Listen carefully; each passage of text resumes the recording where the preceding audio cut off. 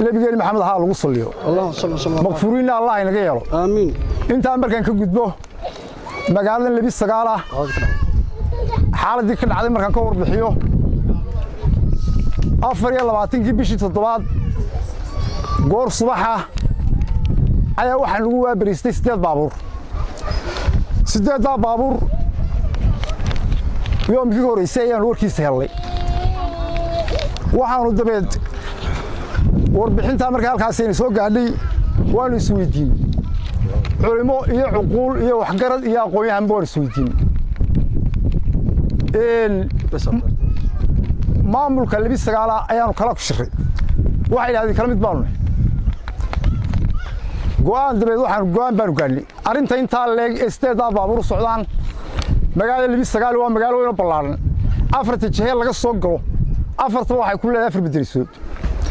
taasoo magaalada bartikeedina way ka furantay boqol ilaa taan arday baa dhigta marka anagu markaan waalidiintiina hay anigu ku hadlaya magaca waalidiinta iyo magaca odayaasha Lebi Sagaala iyo magaca culimada warbixintaasi markay sidaan ugu soo gaadhay waxaanu dabeed aanu samaynay go'aan baan ka gaadhnay arrinta mar haddii aanay baahi malcaamadeedina haynin magaaladeenu nabad qabto wax khilaafo diineed iyo wax khilaafo qabaa'il midna aanu oolin daarinta meel laga keenay garan min halkeeda lagu celiyo magaalada afarta madarisood iyo kontonka culimo joogan ee madaariistii macallimiinta ka soo baxaystay 9 magaalo looga qaado inaan beer baan dhex keenay inaan ka yar baa xidin dhigay baa leeyahay waxay nagu noqotay arrin meel ka dhaca oo culimada iyo deegaanka meel ka dhac ku ah khilaaf weyn baa ka bilaabmay sidii buu socdaa waxa arinta gudoomiyaha degmada ayaa kowka cid dalbatayna inaan baajiro afar macallin oo madrasada soo maray afarta caruurtiisa uu diiday waarinka tiri soomta jooga Ibrahim Musa oo Ali baa leeyahay tiri sooma uu sheegnay ima kana waan uu sheegaynaa waxaanu leenahay walaalayaal anu waxaan cid nabadgelyadiisa laga saxay waxaanu leenahay inaan ka tiri soom risqiisa kuma duulayno waxba u geysan mayno hanaga bedesho way badayeen xarumaheeda mid kala geysto taa waan u sheegnaa tiri soom iyo maamulka sare ee dawladda wasaaradda arrimaha gudaha ayaan arrinta kala hadlaynaa anu sheegnaa gudoomiyaha degmadu markii arrintaan weydiinay wuxuu sankeedii kuma cidna waxba la weydiin maayo bara saabkaan codsanay wuu noo yimi xaaladii waan u sheegnay waxba kama qabaysana waxa warbaahinta ka sii daayana waxba kama jiraan xaaladii barteedii bay taagantay waxaan leenahay wasaaradda arrimaha gudaha iyo madaxweynaha iyo cid kasta oo mas'uuliin sarayba arrinta ay khusaysaaba arrinta Lebi Sagaala xaaladda ka taagan hal soo gaaro oo si degdeg ah loo soo gaaro xal nabadeed lagu dhameeyo waxaan ku daraynaa population ballaaran oo la yiraahdo Lebi Sagaala oo haddii alla ka dhigayo qayb walba leh oo aanay waxaanay rabin leeyahay waa lagu qasbaya wadaadkii horeeya mariyay waxaan ku daraynaa nimanka degmada gudoomiyaha sheeganaya ayaa warka iyo wareeshinka lagu soo qaaday sangaydii mudan buu markii aanu dacwooneen baaq fidinaan dawladda qaybaheeda kala duwan aanu baaq u fidinay iyo balasaabkii gobolka isaguna inuu taageer waxaan jirin oo Lebi Sagaala ka dhicin uu galiyo warbaahinta waxaan halkaa u sheegaynaa madaxweynaha iyo wasaaradda haddii alla ka dakhliga iyo dawladda qaybaheeda kala duwan cidii kasta ee danaynaysa population inta laga Soomaaliyeena in nabadgelyo ku fadhiya ee cashuurta laga qaadayo ee haddii alla ka dhigayo danaynaysa waxaan u sheegaynaa sababtoo ay tahay taan ugu kalifaysa waxa weeye degmadu tii ugu soo duushay weeye ninka khilaafka na gelisay dadkii isku midka ahaa heer qabyaaladeed iyo heer diineed iyo heer maamul mid walba way taabatay khilaafkii ayna geliyeen oo meel xun bay maraysa waxaan wasaaradda u sheegaynaa dakhliga iyo haddii alla ka dhigayo ilaa heer madaxweyne in arrintaa degdeg wax looga qabto waxaan noo raacoo kale gobolkii aan u soo dacwoonay barasaabkii gudoomiyaha isna ka barasaab arrintaa markii aan ogeysiinay ninkii nagu soo duulay yidhi sankaa idiin doloolunbu isaguna taageeray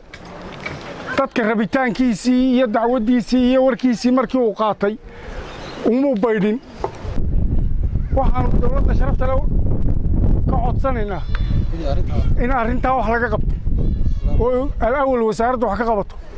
oo ilaa heer madaxweyne arrintaa la ogaado oo haddii alla ka dhigaayo aanay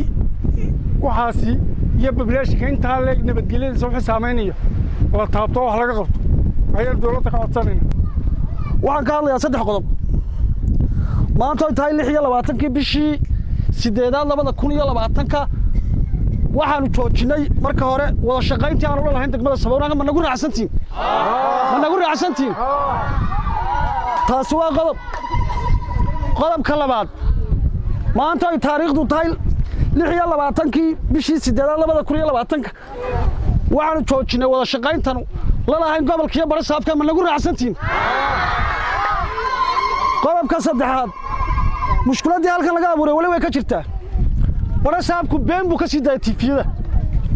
waxaan u sheegnay magaalada in la kala jajabay malcaamadan aan rabin oo aan ogeyno aanu iska joojinay ila keenay wuxuu ogaa in dad lagu xidhay madaxdii deegaanka ka soo jeeday siyaasiyiintii ganacsatada cid kasta way u tagtay halkaas uu noogu yimi muu noqon qof bulshada matalaya oo dadka dhex u ah oo garsoor samaynaya wuxuu noqday qof cid sidato dan gaar ah oo cid wax la meel marinaya telefishinadana wuxuu ka sii daayay war been ah oo labi sagaal arinteedii waan soo dhameeyay waxaan u leenahay wasaaradda amniga iyo arrimaha gudaha madaxweynaha qaranka Muuse Biixi Cabdi cid kasta oo danaynaysa deegaanka reer labi sagaal in wax laga qabto hawlaha ka jira haddii waxba laga qaban waayo oo ay dawladdu danayn weydo dib baa ka soo foole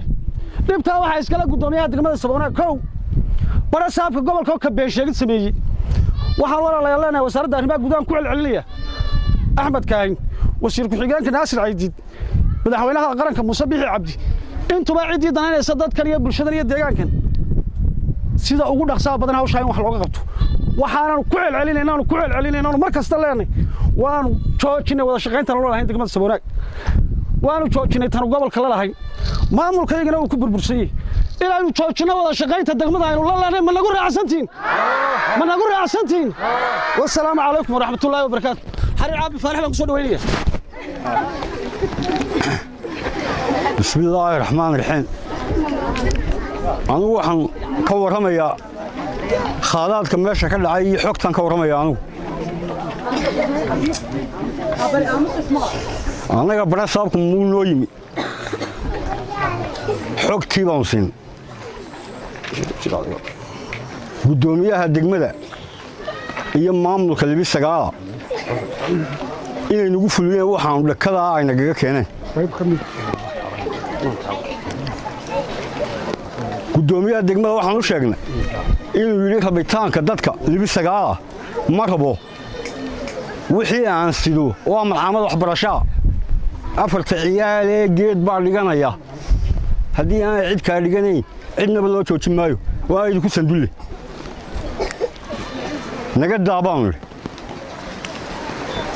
haddii aanu dhin naga daa noomuu joojin tiisii buu iska watay ciidan buu noo dalbaday argagixisuu nagu sheegay dowladda dhexe Itoobiya iyo kililka intuba argagixisadii baa weli naga baaraysaa dambiilan kanay waxaa kaloo u sheegnay mar haddaad tahay gudoomiyii gobolka ee barasaabkii dhib baa ka jirta labida cid baa nagu fulisay kow waxaa ka gudoomiyaha degmada waxaa ka labaa gudoomiyaha libida waxaa ka saddexa Ibraahim Geed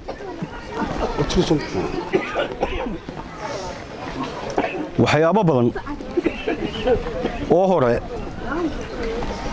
oo uu nagu fuliyey geed oo ka yeelay inanka jooga talisoonta ee taawarka u ilaaliya waa bari bas wuxuuna dulkeena waxaan diyaar u ahayn cidna aan wax ka weydiin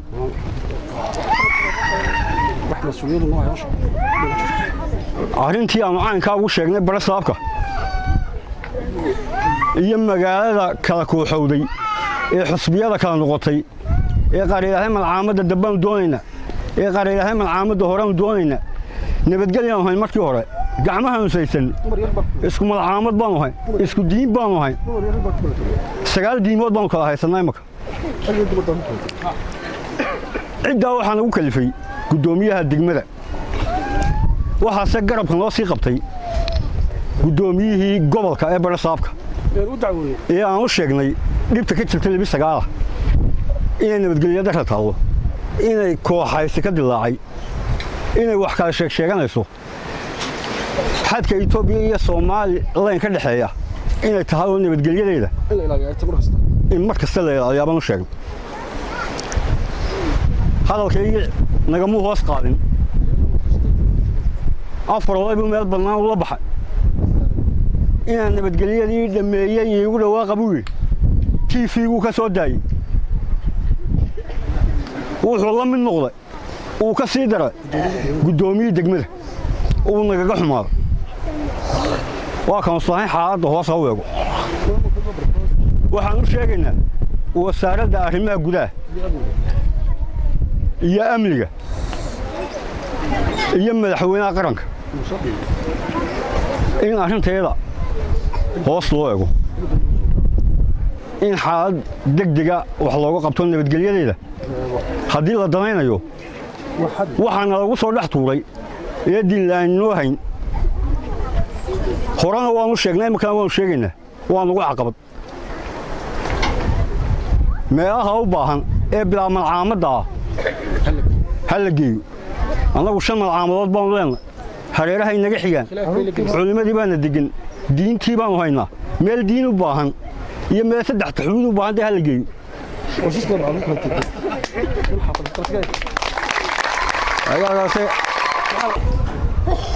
shirkeenani wuxuu ku salaysan yahay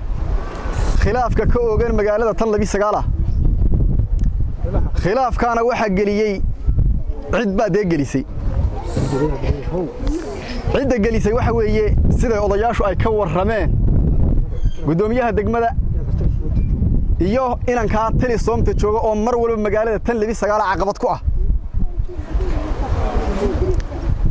halka qodob ayaan anigu xagga magaalada kaga badhay halka qodobna waxa weeye inanka talisoom jooga talisoom waxaanu leenahay inanka idinku shaqaale idin yahay waxa weeye shaqadiinana inay xumaato dema ogolidin waxa weeye inankaasi dhibaato badan ayuu magaalada ku hayaa mushkati baanu idinka nahay laga bedela oo meel kale u bedela bayaanu idin leenahay taas waa taa waxa weeye malcaamadan xaggeeda ayaan ka hadli malcaamadan 29 waa malcaamada weyn inta soo caruur ay dhigato malcaamad kale ayaa la dul keenay malcaamada kale waxay wadataa manhajka hadda laga hadlayay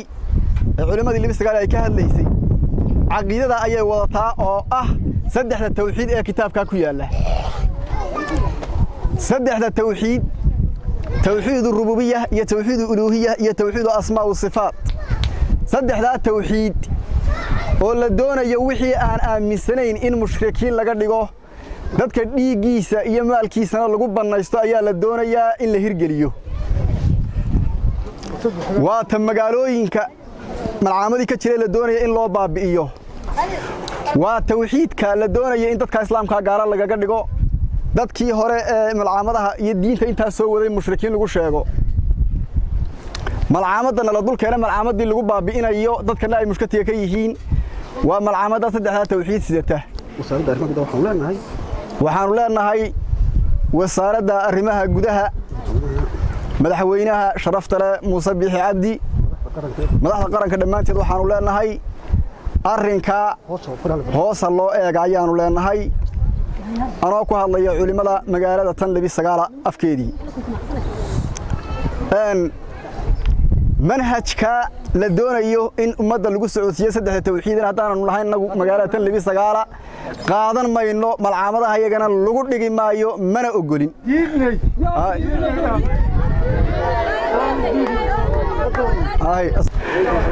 dhammaan waxaan salaamayaa shirweynahan sharafta leh iyo culimaa diinta halkan isugu timi iyo cid kasta oo soo agaasimtay shirkan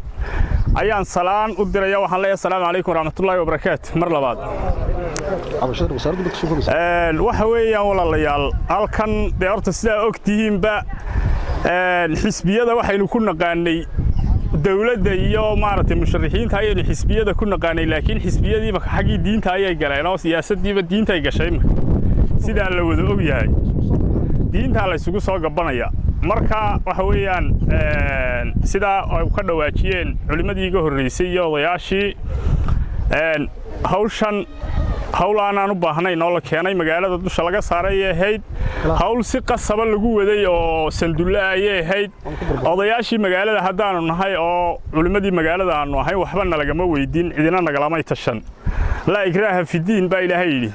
diintu qasab ma aha macnaha qof kasta waxa weeyaan dee wuxuu doonow ayuu qaadan karaa ilaahay qofka waa loogu yeedhayaa diintiisa ha yeeshee lagu qasbi maayo marka waxa weeyaan annaga si qasaba annagoo deegaan ahaan iyo bulsho ahaan isku duuban oo mid ah ayaa dushanna looga tuuray malcaamadan tuurta lagu siday oo ay kow ka ahaayeen guddoomiyaha sabawanaag iyo in uu caga ku qaato marka waxa weeyaan si caburin iyo maaragtay xadhig iyo hanjabaada ayaana lagu fuliyey odayaashii ka hadlay ee yidhi annagu ma ogolin ah nalaga joojiyo oo haddii aa wax fiican oo kale noo haysaan ama wax ka badan noo taraysaan wax kale ha noloogu bedelo iyagana waa lagu cagajuugleeyey ama waa lagu xidhxidhayba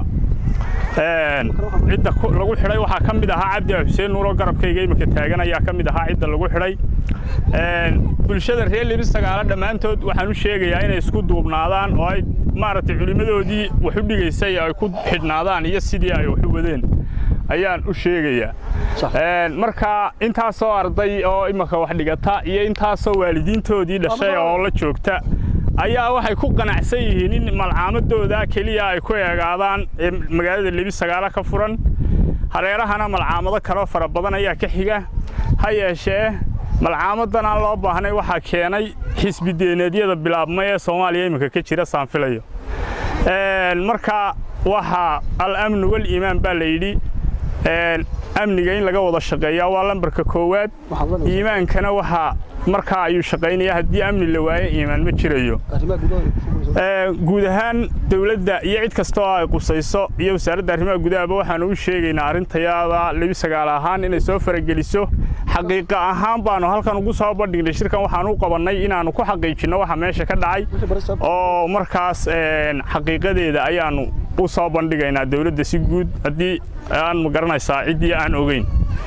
marka waxa weeyaan waxaan codsanaynaa in malcaamadan dee nalagu qasbay macallimiin baa joogtay magaalada fara badan oo bilaa camal oo iyaga laftooda u baahan waxaan Lebi Sagaala macallimiin badan baa joogtay dad wax bartay in dadka naloo shaqo geliyo oo malcaamadana sheegaysaan cid ka mid ah oo macallimiinta Lebi Sagaala cid ka mid ah la geeyo waana laga diiday waxyaabo badan oo aanu soo jeedinay odayaasha magaalada cidi kalamay tashan macnaha waxun bay ahayd wax cidi ay iska sidatay marka mahad balaaran waxa iskale bulshada Lebi Sagaala ee aadka u dulqaadatay waxa lagu qasbiyay aadka uga dulqaadatay ayaa mahad balaaran iskale dawladdu laakiin dawrkii ay ku lahayd may ka gudanin waanu ka sugaynaa marka waxaanu leenahay dawladda dawrkiina qaata nabadgelyada meeshana hala ilaaliyo bulshada iyada isku duuban ee Lebi Sagaala ahaan midkaana tafaraaruq yaan la gelinayo yaana qoriyo la isugu kaaya dhiibin baanu leenahay wassalaamu calaykum waraxmatullaahi wabarakaatu hadalku kuleeyo odayaasha dhameeyey waxba may dhaafin anna waan si yara taabanayaa deegaanka Lebi Sagaale wuxuu u qaadan layahay uu ka samri layahay dhibaatada ka dhacday dowla yimaadeen sulinta degmadu iyo barasaabku oo ku raacay isaguna iyo maamulka magaalada waxaa la yaabaa magaalada waxa degan kun qoys afar boqol iyo 5 waxba lama weydiino waa laga hoos qaadi waay waxay ka hadlayeen shantii qofna waa la tixgeliyey oo waa toodii baa la raacay 995 waxay ku hadlayeen faraha laga qaad saas lagu dhaaf taa waxaynu hore u aragnay maaha wax la yaab leh weeyaan deegaankuna tuu qaadan leeyahay waa taa maamulka magaalada markii hore ka koowa uu ku kala jabay sidii buu ugu kala maqan yahay waxaa laba maamulka degmada saba wanaag oo aan waxba ka weydiinayno amar weeye deegaankana waxaa loo sidaa ambo waxay doonaan ha haatee in la shiriyo oo la weydiiyo oo loo soo bandhigaabaa muhiima ciddii watay malcaamaddaa waday iyo isaga toona ciddii wadayna maana arag isaguna waa amar unbuu yidhi ilaa maalintiina saasaan uga hadlayn waxa arrintaa keenayna waa tilsom inay yaroo u shaqeeya tilsom waxaan leenahay waxaad nabadgelyada ha ilaashato oo qalaanqalka wixii wadaha ka hor jeeto waxaan raacinayaa wixii degmada sabwanaag shaqada aanu lahayn waanu joojin inta ay xal aanu ka gaarayn shirar joogtaana waan qabanaynaa deegaankuna waa isku mid kunkii qoysba saasay waa kuwaa isku raacsan halkaa ku shiraya waxaan leenahay mas-uuliyiinta somalilan madaxweynaha iyo arrimaha gudaha iyo mas-uuliyiinta sareba ciddii danaynaysaa waa in arrinteedaa hoos loo ega waxaanu leenahay annagu waxaanu nahay degmada 2 waxaanu leenahay 5 malcaamadood mid waa magaalada gudaheeda 4na hareerahay ka xigaan waxa weeyaan waxaan noo timi malcaamad 6aad oo naloo keenay oo nalagu qasbay oo meel ay ka timin aanan garanay 7 qof baa nalaga qoray intaanay noo iman malcaamadaasi oo laga qoray codka 2 gudoomiyaha degmada ayaa gacanta laga geliyay shabakana way ka dhacdo waa la isdhagax turo waa la isxumaansaday waanu dhiibnay waxba lagama soo qaadin sanka la idinkaga talayaaba la yiraahdo malcaamadii waa la keenay haddii la keenay waxaanu leenahay annagu haddaanu nahay deegaankii 2 dad waxaanu nahay isku duuban dad midabaanu nahay caqiido quraanu haysanay 2 caqiido maanan kala haysan maantase 3 caqiido ayaa la kala sheegaya waxa weeye 3 caqiido raali kama nihin caqiido qura ayaa annagu aanu ku dhalanay tii un baananu taaganahay haddaanu nahay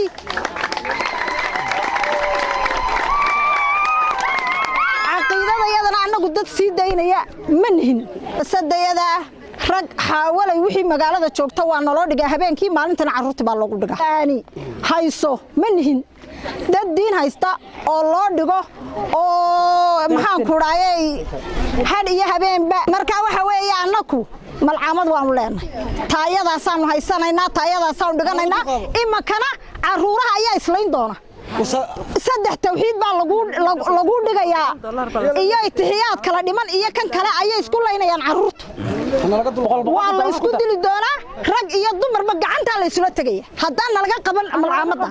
waayo carruurtu markuu 3 tawxiid baa lagu dhigay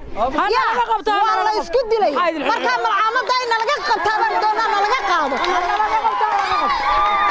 sidaasaanu leenahay haddaan nahay reer 2 waxa weeye waxaanu ka codsanaynaa madaxweynaha Muuse Biixi Cabdi